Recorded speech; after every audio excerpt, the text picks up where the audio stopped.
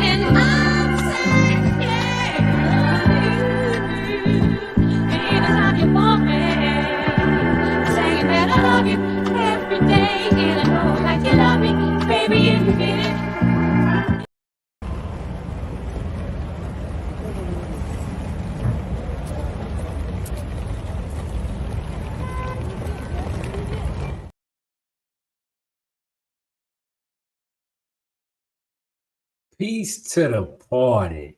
It's your homeboy back again with the news. Yeah, not to miss y'all, man. I've been gone. I've been on vacation with the family, you know, doing what I do. But you know, I couldn't wait to get back and get y'all the news. I'm running a little bit late today. You know, typically I don't do that. I'll be right on the minute. But you know, things happen, man. I had to go train the kids doing what I do. But nonetheless, we're going to get to it today because there's a lot been going on as usual. But today I want to talk about the Supreme Court because they've been making a lot of moves lately. And within our people, I've been seeing contradictory views. I see some people in support. Most people are thinking it's some of the most egregious things happening. But you know, your homeboy got you covered. Had to get down to the details, see what's what.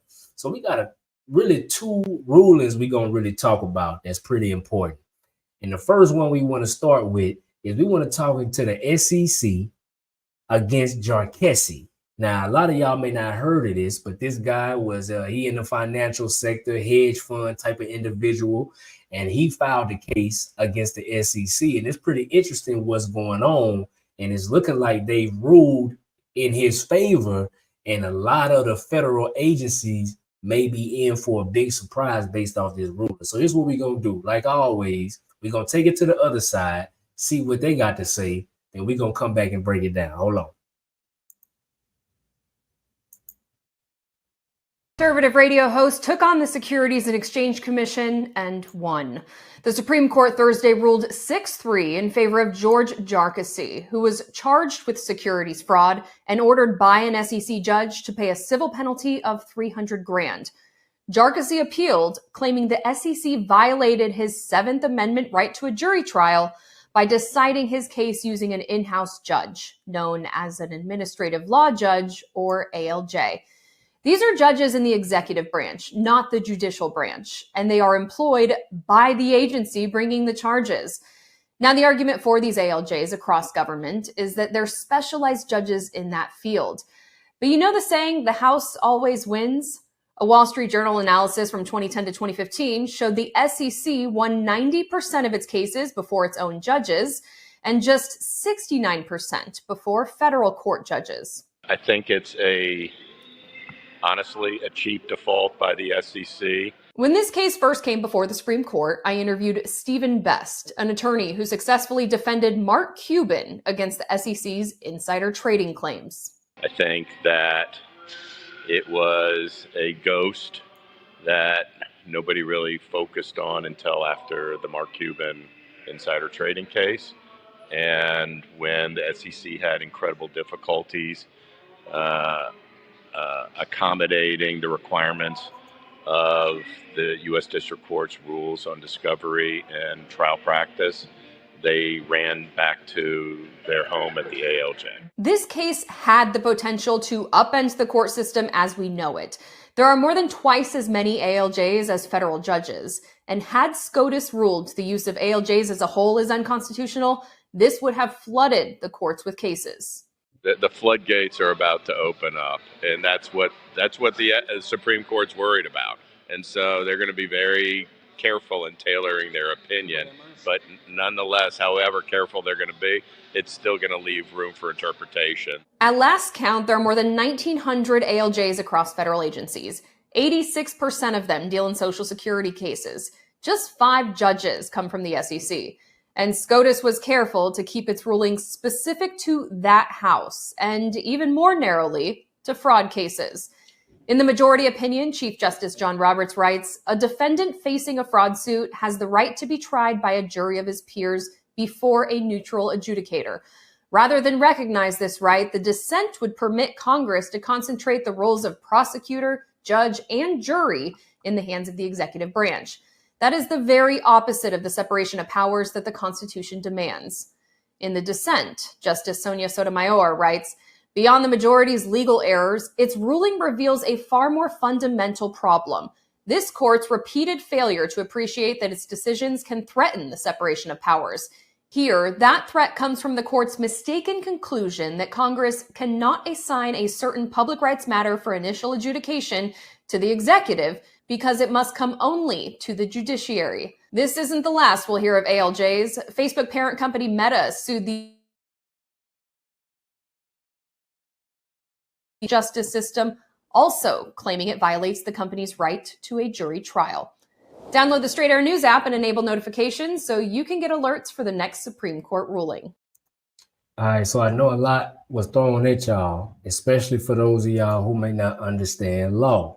But your homeboy, I got y'all, man. We're going to break this down. Hold on, I'm trying to get my screen right. So first off, I want y'all to understand what's going on. So we're talking about administrative law judges. It's a reason why they have administrative law in front of the word judge, because these are not traditional judges in the sense that we know them to be. And then if you also were paying attention, they said that these administrative law judges in departments such as the IRS, you get what I'm saying, such as the Social Security Administration, such as the Department of Veteran Affairs, any federal agency basically that's not criminal, the EPA, think about all of these. They have different administrative law judges who can bring suits against different citizens, but these people work for said agency. So how can they be looking for fair justice if they work for the agency that's prosecuting whoever they're going against? Now, follow me with that. Now, that's just what they call a simple conflict of interest. So most people, when they're in these situations against these administrative law judges, out of fear, they just buckle down and do whatever these people say. But now, and not just Jarkissi, he's not the only one. You heard about Mark Cuban. There's other people who have been bucking. There's another name that some of y'all may have heard about. That boy Trump is doing something similar with these kangaroo courts and these administrative law judges. Now, I don't want to get too deep with y'all on the history because I dibble and dabble with this law a little bit. But I'm just going to point you to the game and I'm going to see what you do with it. But this is very important and monumental what's going on, because the way that law works is once a precedent has been set via another case, this can be referenced by other cases in the future, right? So but then this case, they find the administrative law judges to be unconstitutional with this federal agency. You gotta know that others are gonna attack all of these other similar agencies who've been doing these same practices. Now, it's important that y'all walk with me now and understand what I'm saying. So just for a little breakdown, I want to read. You know, we like to read over here, right? So I'm gonna take you over here to screen 3. We're gonna break something down real quick. Shout out to everybody who in the chat. Definitely appreciate y'all rocking with us. That's why we do this. So hold on. We're going over here to screen 3. And I want y'all to read what this says. You're gonna read with me. So right now, this is Cornell Law School. So this ain't Homeboy with the News website. This is a reputable law source. So this is what it says an administrative law judge is. Administrative law judges, not administrative judges, are executive judges for official and unofficial hearings of administrative disputes in the federal government. Because they only hear administrative law issues as designated in the Administrative Procedure Act of 1946, administrative law judges are considered part of the executive branch, not the judicial branch. Okay, this is why they're not judges. All right, so it said that ALJs are appointed by the heads of the executive agencies. Now, this is a conflict of interest. If I'm the head, I can hire my partner to be the administrative law judge to go over whatever statutes and codes that we are forcing with this federal agency. So make sure y'all understand what I'm saying. If not, definitely go and look these things up. Okay, so it says, however, administrative law judges receive much of the same protections as those in the judicial branch in order to preserve their neutrality, such as not being subject to bonuses or ranking systems of executive agencies. ALJs carry out determinations on both questions of fact and questions of law, like bench trials for judicial proceedings, and they have the authority to issue subpoenas, administer oaths, and issue rulings. Given the broad scope of administrative law, ALJs participate in many different topics and from many different agencies, such as the Social Security Administration, the Environmental Protection Agency, and the U.S. Postal Service. The determinations of an ALJ may be appealed potentially even to a federal judicial court. However, essentially, every agency has its own appellate process of review that must be followed before someone can access the federal courts. And sometimes in large agencies, the agency's internal review process can be quite extensive. I wonder why. This is like when the police have a police shooting go down, but then the people that's investigating the corrupt cop are other policemen. You get what I'm saying? A conflict of interest. When you got your own people governing over people under them, the natural ability for corruption always is going to exist. So there's been a sector of people that had long been saying that there's too much federal oversight in this country, right? I am one to agree with that. All of these different agencies and things, like, think about it. We living in a place where we have to have a license to fish. You get what I'm saying? To procure and do things on the water, we got to have licenses. This was not given to us by the federal government. They didn't create the lakes and the rivers and the oceans. They didn't create the fish. However, they control different privileges that we have as citizens, right? And I said that for a reason. Now, like I said, I ain't gonna get too deep. For those that know, you know, but your homeboy, I'm gonna lead you to where we need to be. So basically, ALJs are not real judges. They don't even have to have a law degree.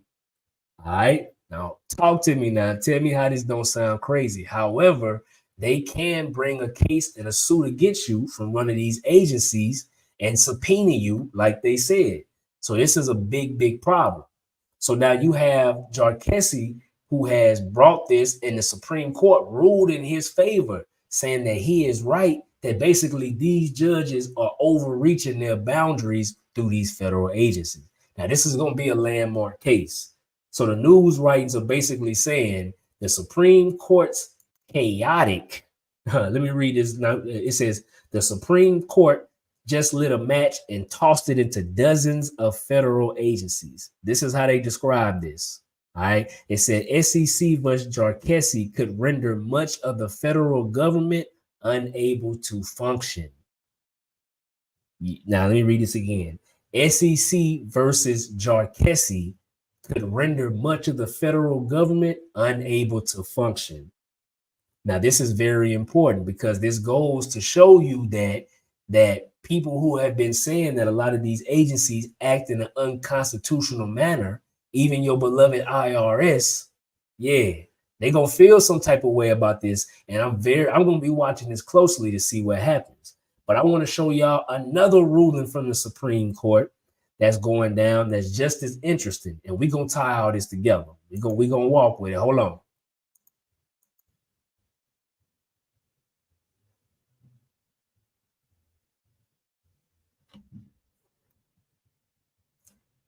Hold on, y'all. We coming.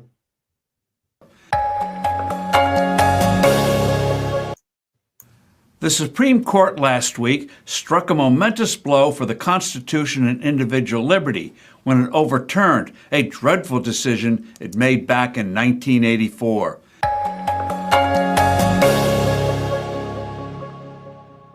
Hello, I'm Steve Forbes, and this is What's Ahead, where you get the insights you need to better navigate these turbulent times. A few days ago, in a related pair of rulings, the Supreme Court struck down a 1984 decision, Chevron versus Natural Resources Defense Council, that massively and dangerously increased the powers of government agencies, making them all too often a law unto themselves. It granted these entities enormous powers to write rules and regulations without congressional approval.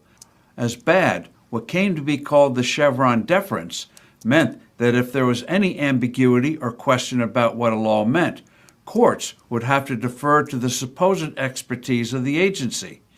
Government bureaucracies would decide what a piece of legislation meant, not the courts. Judicial challenges were thereby extremely difficult. It was a license for bureaucracies to invent their own authority. Chevron ended up being an assault on the Constitution's separation of powers. It led to egregious abuses. For instance, to extend their powers, regulators defined navigable waters as ponds, creeks, and even mud puddles. Individuals became easy targets because they didn't have the resources to fight the federal government. The Chevron deference blatantly ignored Article 3 of the Constitution, which empowers the courts to determine what the law says. Chevron undermined the historic powers of Congress.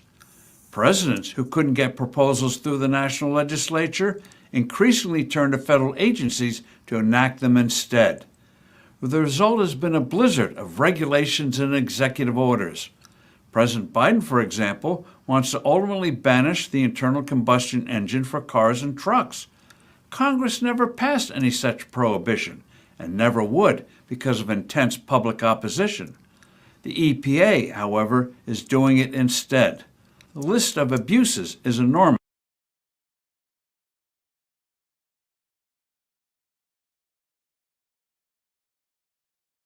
My bad. I know I was muted. I'm back. All right, so look, I want y'all to catch what he just said right here. I know he may be going over some of y'all here, but we're going to break it down.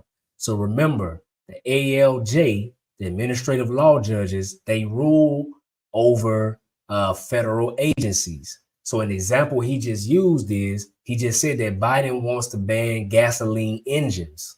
However, that won't be constitutional for him to come and straight out outlaw it, right? Even though we see the trend happening. How is the trend happening to get rid of gasoline engines?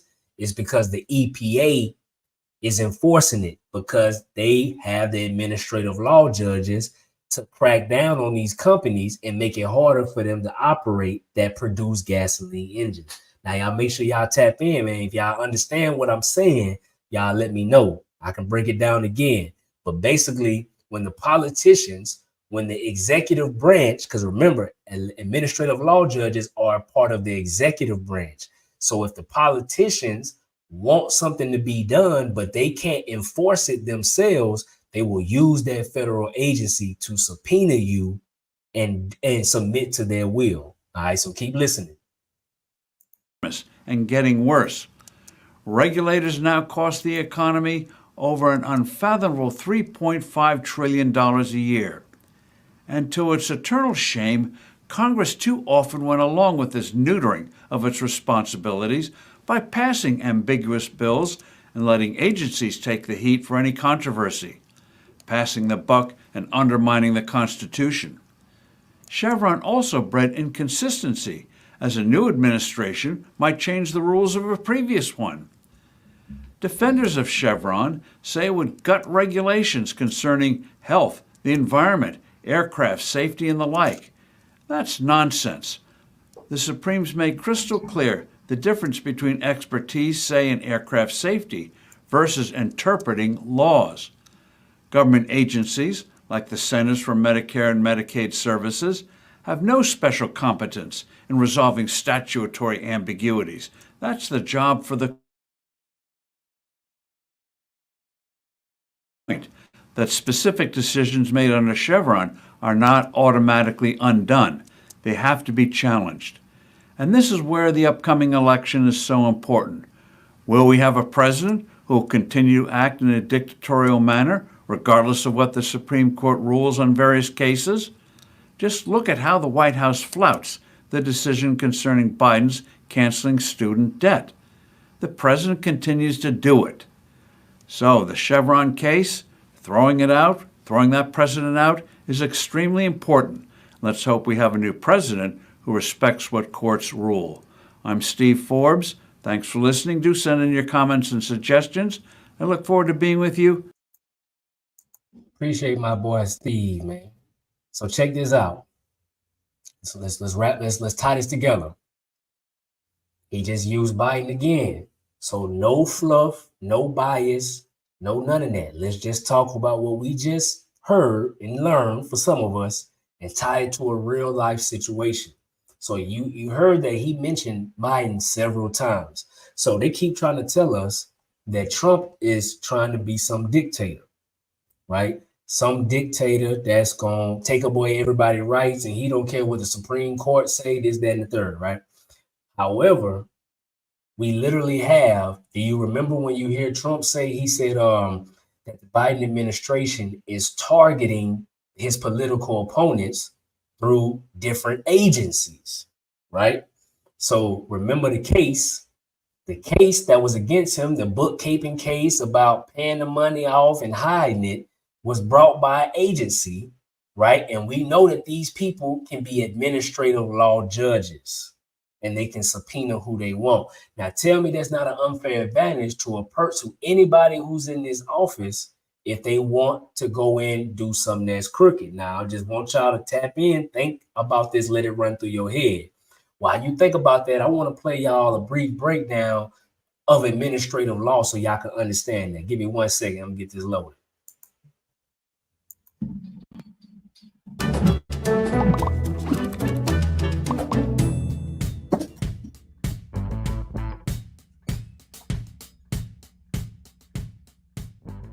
Federal administrative law has developed over a series of periods or eras. For roughly the first 100 years of the country into the end of the 19th century, there really wasn't anything that was called administrative law. It wasn't a distinct field of study. There were administrative agencies, the Department of War, the Department of State, the Department of the Treasury.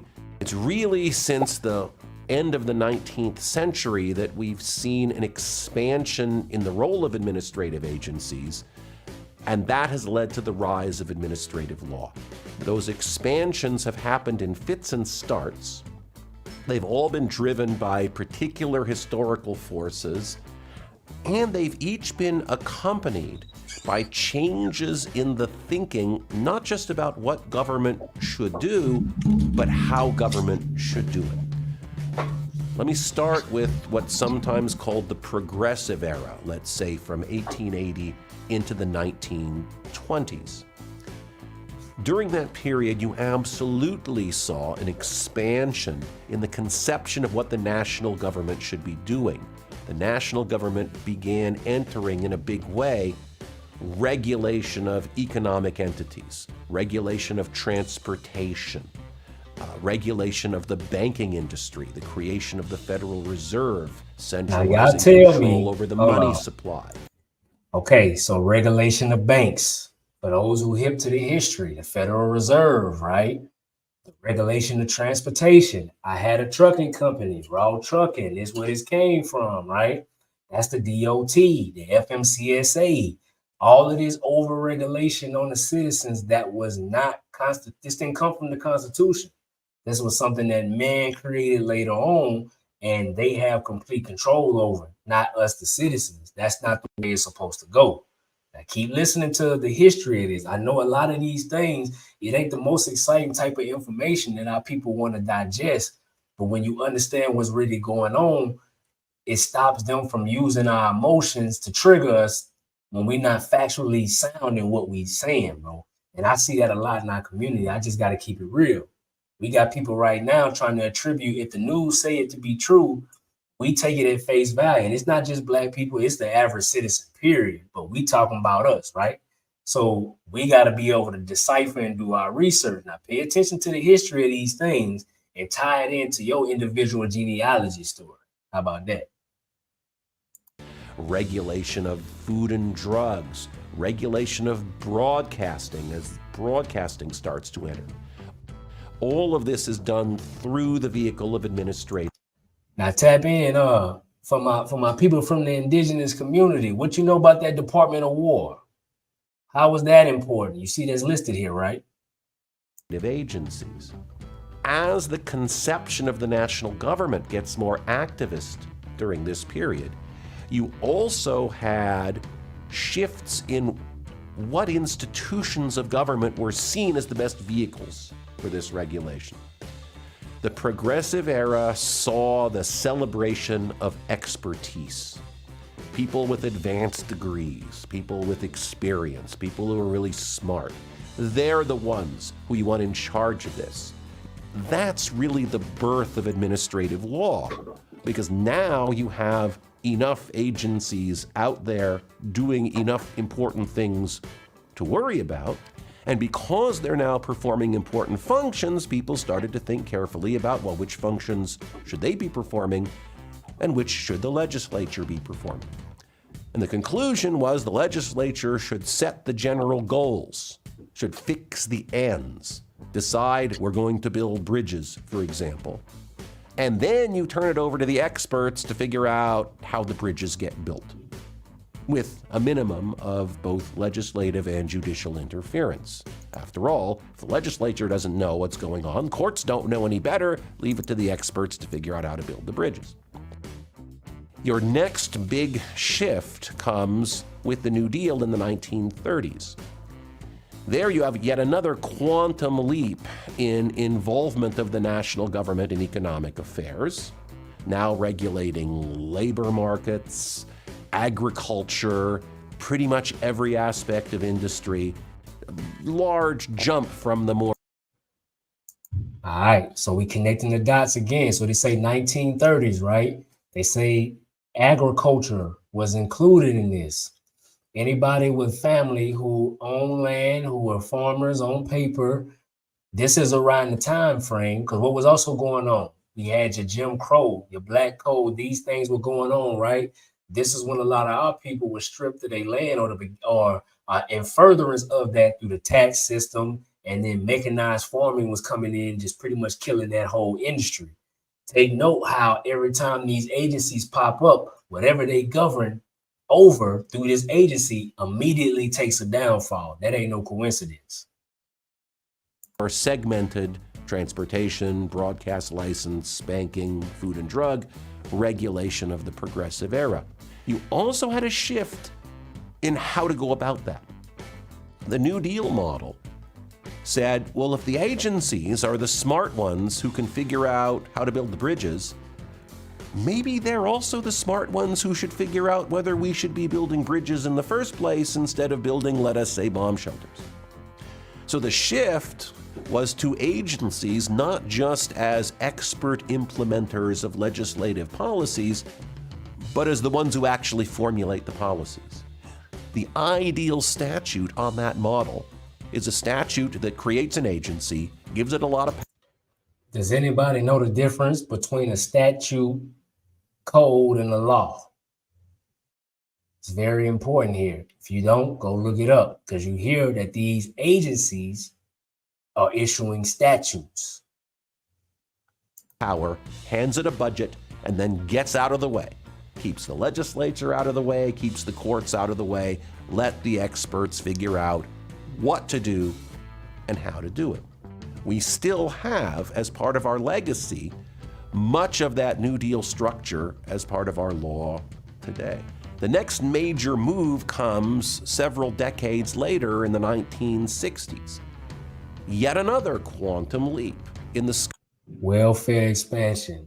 All Black people should know about this. Scope of federal governmental power through the massive expansion of the welfare state in the Great Society and the environmental movement, which gets the national government involved in cross-industry, economy-wide regulation of air and water pollution, product safety, workplace safety, a whole new group of agencies coming in, plus expansion of the authority of the existing agencies. By this time, however, when we get to the 1960s, there's a very different conception about what functions it makes sense to give to these agencies.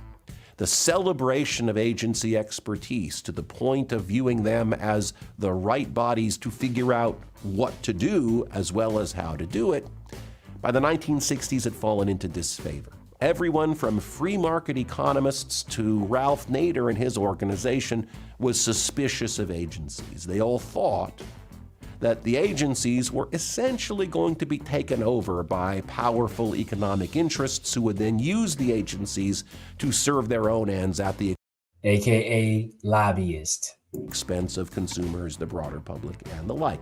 So what do? They wanted to continue to give power to the agencies. They thought they had to. They needed an expanded role for the national government, and agencies seemed like the only institutions that could do it.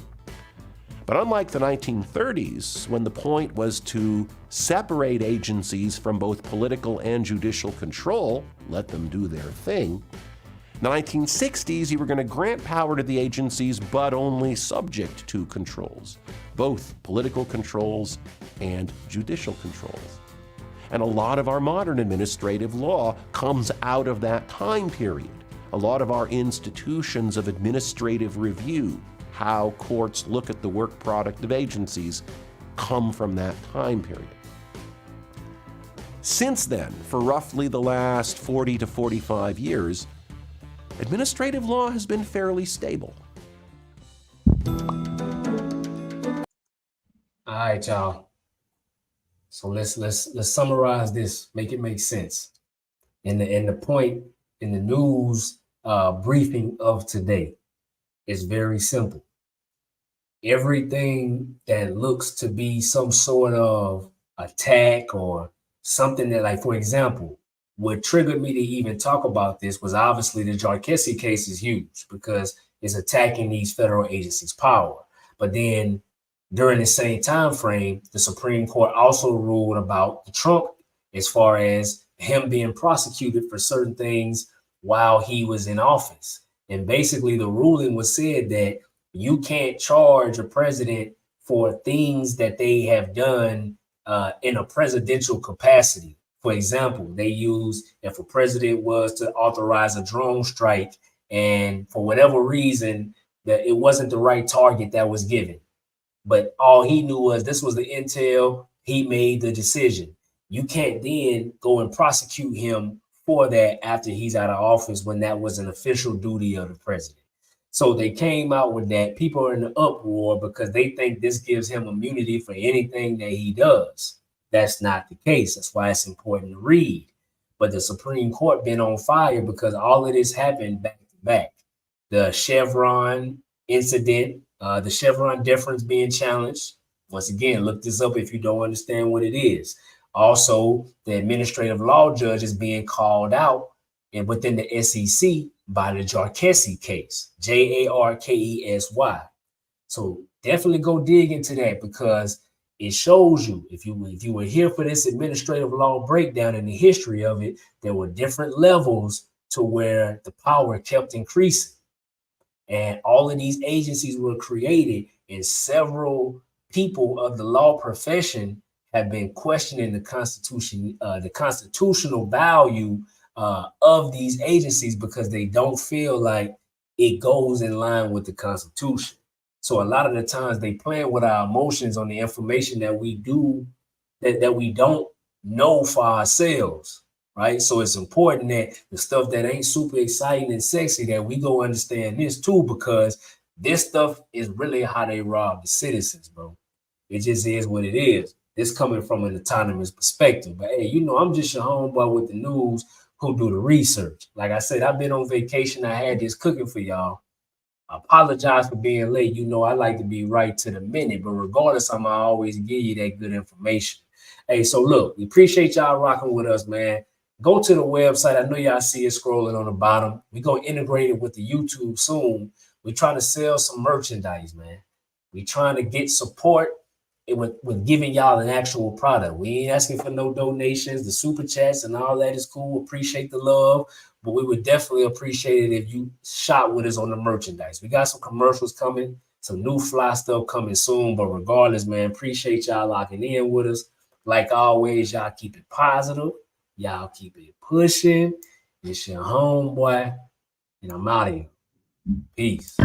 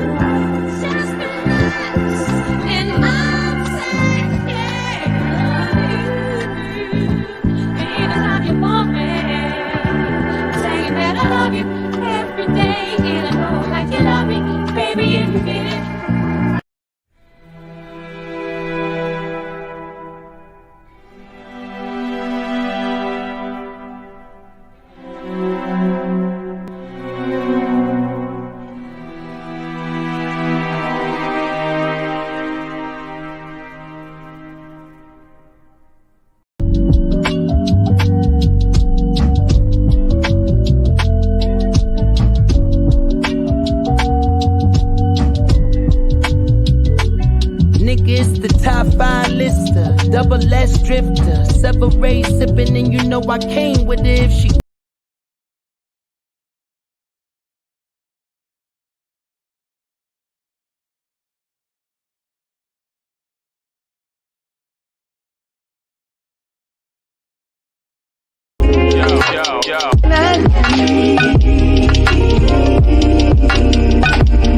Yo.